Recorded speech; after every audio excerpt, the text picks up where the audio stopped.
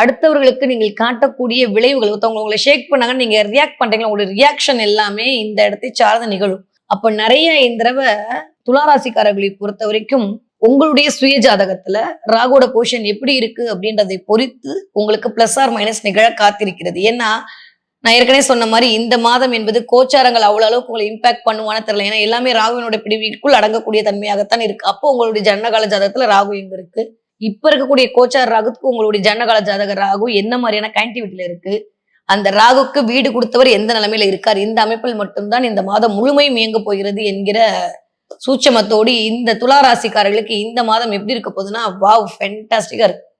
ஏன்னா ஆரம்பிக்கும் போதே ராசிநாதன், அதுக்கப்புறம் 2ஆம் வீட்டு அதிபதி, அதுக்கப்புறம் இந்த பக்கம் 12ஆம் வீட்டு அதிபதி, இந்த 2-12 அதிபதியோடு நடுவில் இருக்கக்கூடிய இந்த ராசிநாதன் அமைப்பு நான் ஆல்ரெடி சொன்ன மாதிரி தன்னை முன்னிலைப்படுத்தி சில விஷயங்களை பண்ண ரெடியா இருக்கும். ஏற்கனவே நம்ம பேசிட்டே இருக்கோம் இதை.